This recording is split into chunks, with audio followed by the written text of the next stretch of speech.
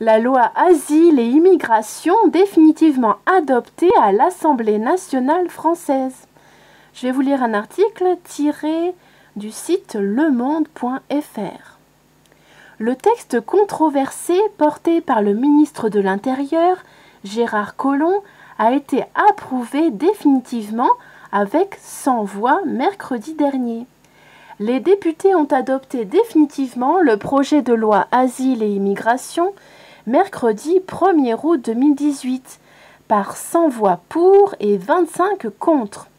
Ce vote clôture l'épopée d'un texte fortement contesté au sein de la majorité, sur lequel de nombreux députés La République En Marche, LREM, avaient exprimé leurs réserves. Mercredi, alors que de nombreux élus étaient déjà partis en vacances, ils ont finalement été 8 élus LREM à s'abstenir sur ce projet de loi contre 14 lors du vote en première lecture à l'Assemblée nationale. Quel est l'objectif de la loi? Le texte porté par Gérard Collomb a pour ambition de réduire le délai de traitement des demandes d'asile, de faciliter les reconduites à la frontière de ceux qui en sont déboutés, mais aussi d'améliorer les protections et l'accueil des personnes qui obtiennent l'asile.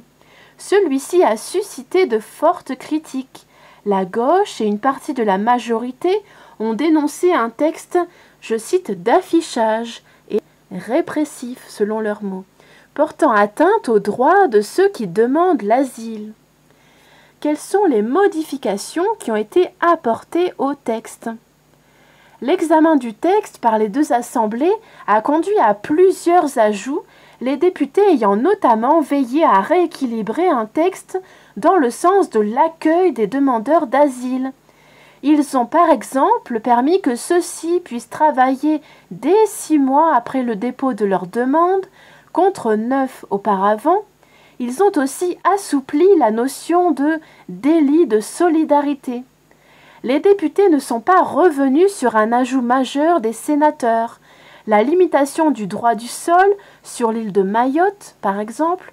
Seuls les enfants dont au moins un des deux parents séjournait de manière régulière sur l'île depuis plus de 3 mois avant la naissance pourront dorénavant demander la nationalité française.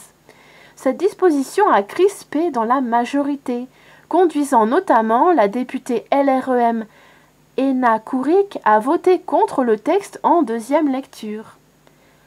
Ciao.